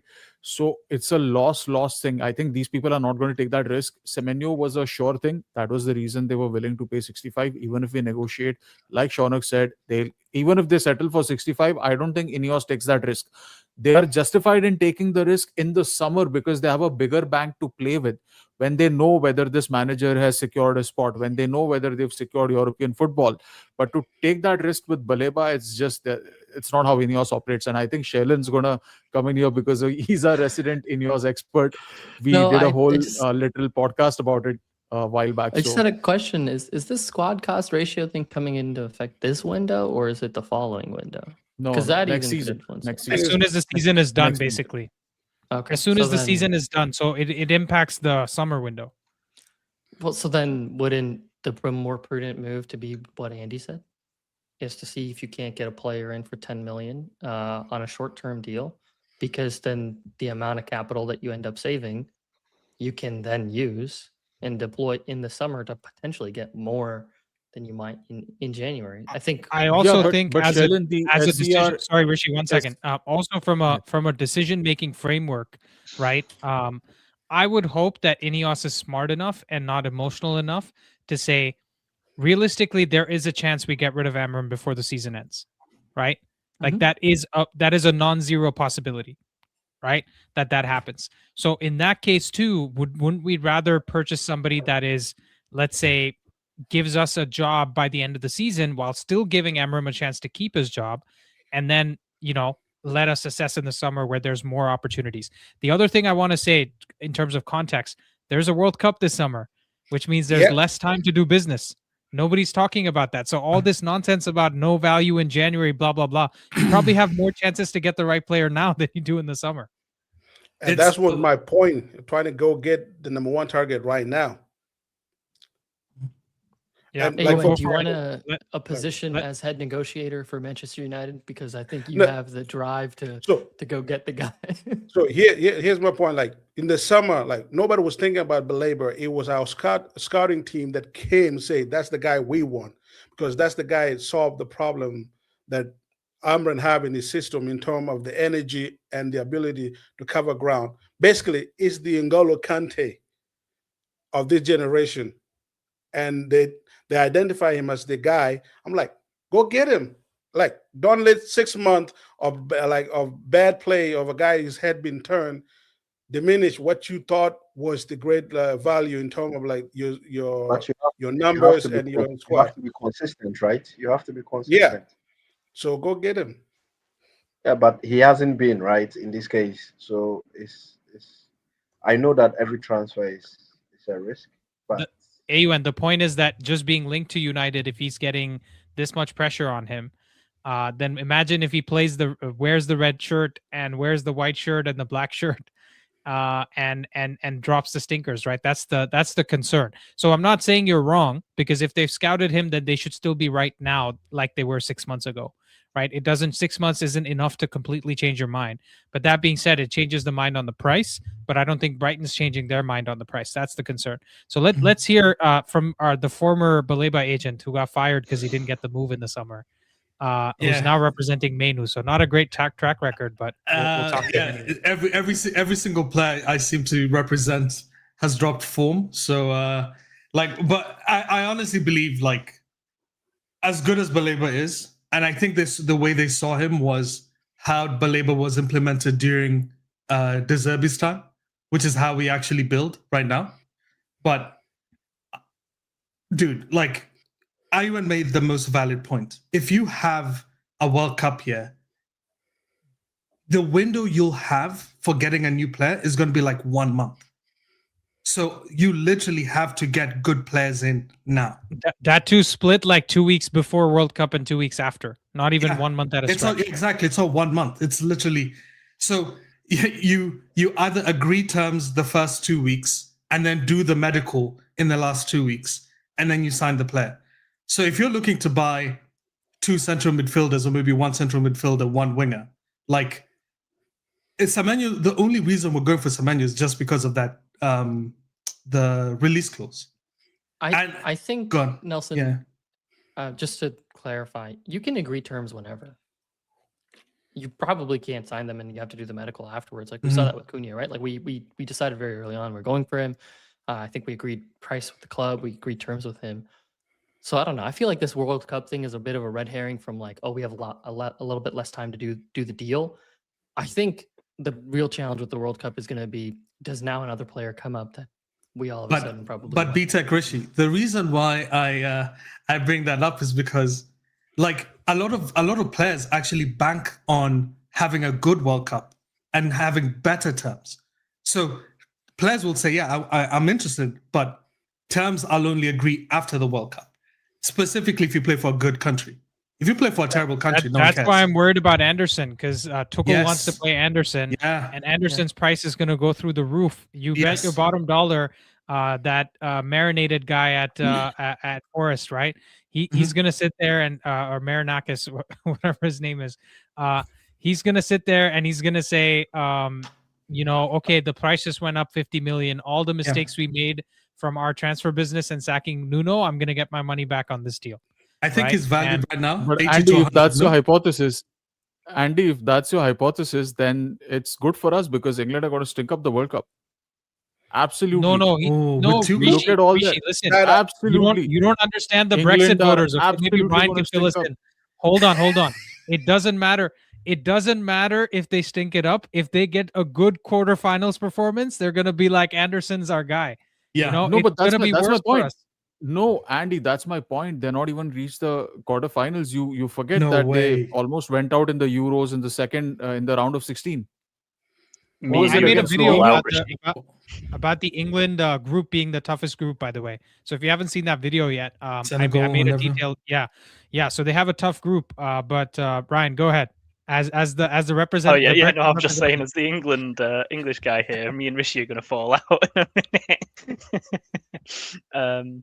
But no, yeah. Outside of the England blasphemy, the squad's too good to not do well, surely. But the biggest thing I fear with the World Cup is being that team that sees a player that plays well at the World Cup, goes and spends a fortune, and then they inevitably flop.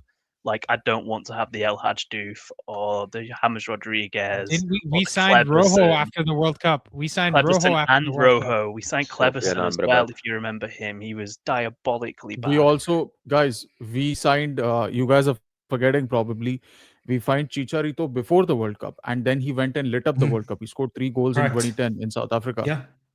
Right? Yeah. So we could do something like that because Vivel has a crazy big network, dude. He could go out there and sign a really good player who he knows is undervalued right now. I think those are the kind of things that give us the edge. I'm just saying, guys, for AFCON, we have Agent Diallo playing for Ivory Coast. He can go talk to certain guy named Jan. Yeah, and go convince him to come in Jan. You know what I'm saying? Wait, he plays for what? Red Bull? Leipzig. Yeah, he plays for Leipzig. I thought those guys are so hard. Sporting? What's that? No, not I Sporting. thought it was playing for Sporting. He was at Sporting. he was at Leganes. Not Jan. That's that's a different Diomande. Yeah, he's a centre back. Yeah, that's like saying, are we getting Traore? Are we getting Traore from Burnley, or are we getting Traore from Fulham? You know. Yeah. I get you. Yeah, are we getting Cisse? So yeah, the thing is, Jan Diomande is he played. He was at Leganes for 6 months, and then Leipzig signed him for 20 million. He's been there 6 months. He's played 16 games, and he's given like 11 goal contributions. He's been fantastic. If we go in with a cheeky 50 million euro bid in 6 months, they have 2.5x their money. I don't think Leipzig is the kind of club that says, we'll hold on to him for 6 more months and then make a little bit more money. I think Leipzig is someone who's smart at business. They will look at this as an asset that they got 2.5x for on 6 months. And if you extrapolate that to a year, in this year, they've probably, done really, really well. So I think really 50 are million living for up to my namesake right now. You were thinking of all the business context around this. I love it. Yeah, see, it's 1 hour spent recording a podcast, and look at the influence you had on me. Yeah. So wait, Ryan, can you give us the most Brexit player we should go for in January? Come on, you got something. I don't even know. Eric Dyer. Well, you already said Alex Scott Bournemouth. You already said Alex Scott from Bournemouth. Yeah, no, Eric Dyer would be the most Brexit player to go for, but I wouldn't want him. I wouldn't want him. Not the face, bro. Not the face. We meant like the playing style. Guys, we need But Harry to be Kane. fair, the playing style too. Yeah, like it's just a head at corners and that's to it. be fair, I'd take Harry Kane. any We should day. have had this Any conversation. I would take him next summer. I don't. Yeah. I have no concerns on Harry Kane's age. Take him out for a walk, like take him out to coffee. What are you talking about? I mean, take him in the team. He's too old, bro. He's making 600K a week. Like there's that's the only thing. That's the only thing that would be. We'd have to convert Luke Shaw into a lunch lady and get rid of all the staff at Old Trafford.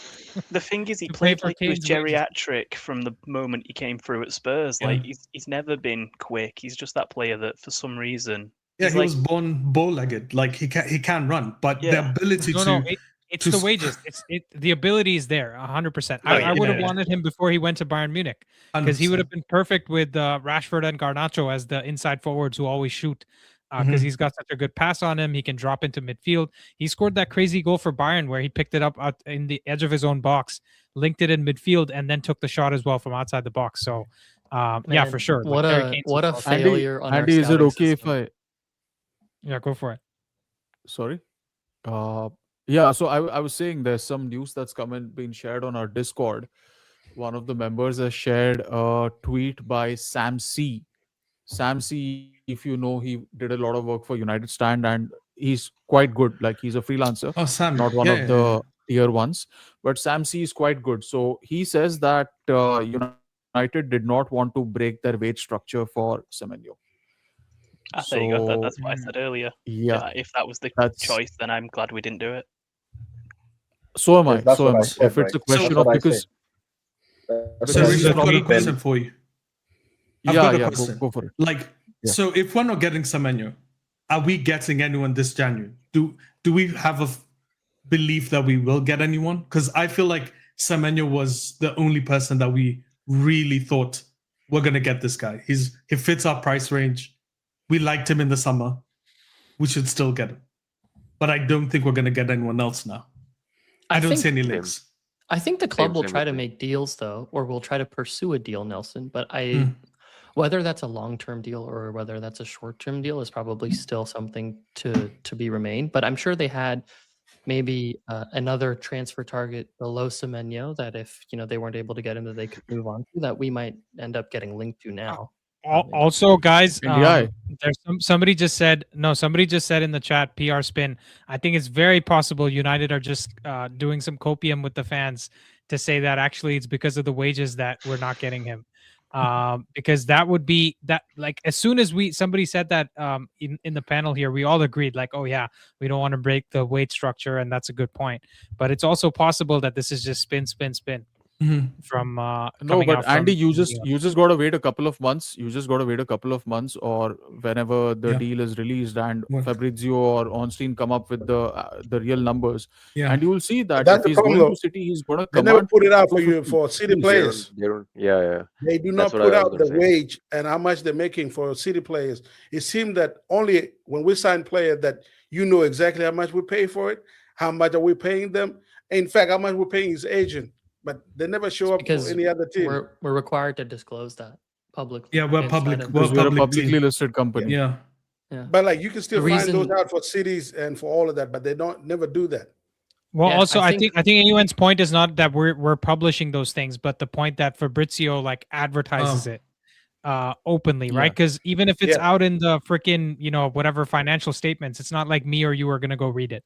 But Fabrizio puts it out. Also, everybody just what a real piece of shit that guy turned out. Yeah, man. I mean, Fabrizio is just such a real piece of shit. I mean, absolutely the stinkiest kind.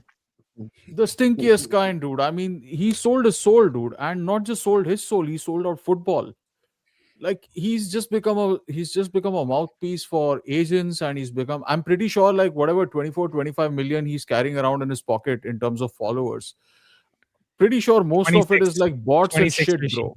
Yeah, so much of it absolutely bots. Like he's the fucking Berlusconi, sorry for swearing, he's the Berlusconi of football Twitter news, whatever the hell he is.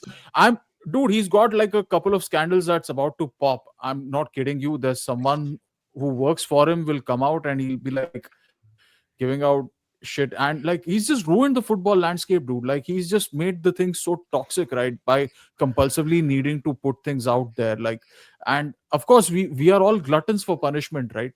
And by I of course have stopped following him, but we're all gluttons for punishment because we want that dopamine hit. We want to know what's happening with our club. So yeah, fuck you, Fabrizio. Or in a language you can understand, fuck you, Fabrizio. Guys, can you hear me? Can you hear me? Yes. There we go. Yeah. So we were discussing about the squad, right? About the squad size of City. And I'm reading that City is going to allow either Mamouche, Semenyo, or Oscar Bob. One of them will actually depart. Semenyo's leaving. Marmouche. Prior to the arrival. Marmouche won't leave. There's no way. They say one of them. It's Semenyo. Yeah. He almost left in the summer. Yeah. Semenyo or Marmoush? Semenyo. Semenyo almost won the Tottenham in the summer, remember? And apparently they also want to sell Oscar Bob as well. That guy is such a talented footballer. Yeah, Ryan says. Ryan says privately here, Fabrizio's to journalism what Jorge Mendes was to football agents, unbearable. Oh yes, I hated. Also the other guy, Mino Raiola. Raiola was worse than that's Mendes. I remember his name. I hate more than Mendes. Yeah. And the thing is with United, it is even worse. There are only 3 sources I like genuinely it's probably David Ornstein, Laurie Whitwell, and whatever Andy Mitten says on that podcast.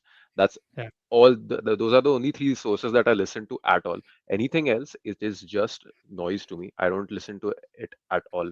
I don't care. Maybe Telegraph or something like that, but genuinely, like, I agree with. I was going to clap for Rishi because it is something that hits me in my soul with what Fabrizio is doing. But yeah, regardless, Fabrizio, people are annoyed at Fabrizio the way people are annoyed now at Frank Illett with the hair thing, right? I think Fabrizio gets the same level, has been getting the same level of hate for a while, but what can you do? It's kind of like we can't walk away from it, right? Like he tweets something, it's like you have to look. It's like a car accident on the side of the road, unfortunately, as bad as it is, right? Sometimes, but yeah. Yeah. Oh, Andy, by the way, Ayush in the chat says Alex Crook is also reporting on the wages issue. Definitely a brief with all UK reporters coming out with the same story. So yeah, I guess. So, but it could be true. So convenient. Alex Crook, a convenient name. I said it right. I said it. I think if you listen to Talk of the Devils, and the meeting kind of gave it away that whenever it came to any wage competition, United could never actually, compete in that bracket because we were struggling for cash. So it's purely because of money. But I also think, Vinny, the reason why Semenyo put his release clause so low is so that this could happen. Get that much. Yeah, if you get 2 or 3 clubs fighting for you, you're obviously going to ask for more. You're going to be like, well, City offering me 210. What are you guys going to offer me? And then the price keeps going up and up and up. This might actually be more to why Arsenal didn't even bother. Because if you notice, whenever Man City are going for someone, Arsenal always... United are the only guys with balls enough to try. Arsenal people are so useless. I say this because my wife is behind me. That's Nelson. Nelson, that's also because Arsenal are going to come in for them 2 years later, right? When they stick up the play. True. Yeah. Once they suck. Once our form dips. Idiots. We have to take we have to listen to the agents, guys. So we have to listen to this guy, and that's below Rishi here. But anyways, guys, I'm pulling up Capology right now, right? And this is the last thing we'll discuss before we end the show here, because I'm looking at it here. This is the wage structure currently at City, right? You have Erling Haaland making the most money at 525,000. Bernardo Silva 300,000, Marmoush 295, Ruben Diaz, John Stones, Donnarumma at 250 each. Then you're looking at Reinders at 230, Foden 225, Rodri 200, Rodri 220. Jesus, okay, he needs a new agent. Guardiola at 200, right? So when you're looking at this, and by the way, this is without the bonuses, right? The bonuses are over here, which is added on top, and this is done by per year amount. So somebody needs to get in touch with, maybe Shaylin can get in touch with Capology and do a better UI here. But basically, these are just the base salaries. So Cherky, I'm pretty sure, is making 180 plus 30, 35 something in bonuses, 45 in bonuses, right? So Cherky himself has a package of 225. I actually think it's possible City looked at Semenyo and said, we're going to give you the Marmoush contract. Because Marmoush is, if you look at between Marmoush and Semenyo is better right now in the Premier League, right? And Marmoush has also proven himself to be injury prone. I've got a question though. Could you go back?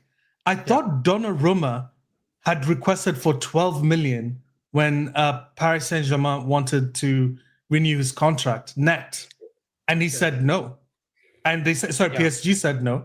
It's shocking that he went for that little when you went to Man Marmoush, City. he probably got a signing on fee, a big fat signing on fee. Yeah, true. Year. Yeah. And also this one here, you look at Marmoush's wage, he's got 295 plus 73 in bonuses.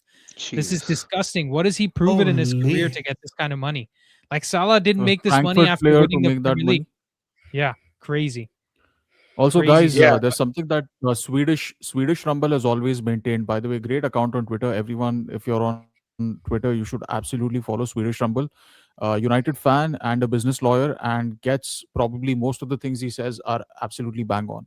He said that except for United, all the other teams on Capology, their numbers are under reported. The reason he says is because he's a guy who goes out and studies the official reports that clubs have to file with UEFA for FFP compliance. So he goes out and studies those reports, and there the player cost and wages are mentioned clearly. And then he tallies that up with Capology, and he says it's very frequently that their numbers are underreported by 30%. And he also did that comparison with United, and he said United's numbers are very often overreported by 20%. So there's actually a 40% distortion between United's numbers and the other team's numbers. And the other teams also pay their players more. So you can just look at any of the graphs that have come out recently where we compare even the Premier League or Athletic has put up numbers where they compare United spend to the others. We are like fifth in terms of on salary spend. Right, all the other like Chelsea. Shaylin made the same point just now with the super chat as well. He says Capology regularly underreports wages proven by Swiss Rumble. And honestly, I'm looking at how Marmoush gets the same money that Bernardo Silva makes at that club is beyond me. And Haaland, to be fair, deserves whatever money he wants because he's that good a player. But everybody else makes no sense. But anyways, guys, that's it for us today. It's a bit of a short end, but I also have to go edit the podcast. By the way, the special Stat Patters podcast is including Shaylin. He did some fantastic analysis on INEOS and their decision making. We even have some graphs and charts. He ran Monte Carlo simulations to figure out how many points we could have in future seasons, etc. So it's a lot of detail. So please come, take a look at that later today. It's going to launch.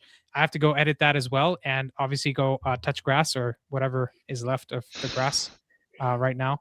But thank you guys for watching. Thank you to the panel for your contributions today, and we'll see you guys again tomorrow, And man. guys, if you had a good time on the stream, which I did see, because as soon as the Semenyo tweets came in, everyone just ran to YouTube and the view count went up. So I'm sure you guys, and it stayed consistent for the duration of the rest of the of the stream. I'm sure you guys loved and enjoyed this conversation. Please smash that like button, and once the video is complete, please leave a comment on YouTube, because that really helps us out. Yeah. Thanks, guys. Thank you guys for watching. Peace out. See you guys tomorrow. Bye. Bye.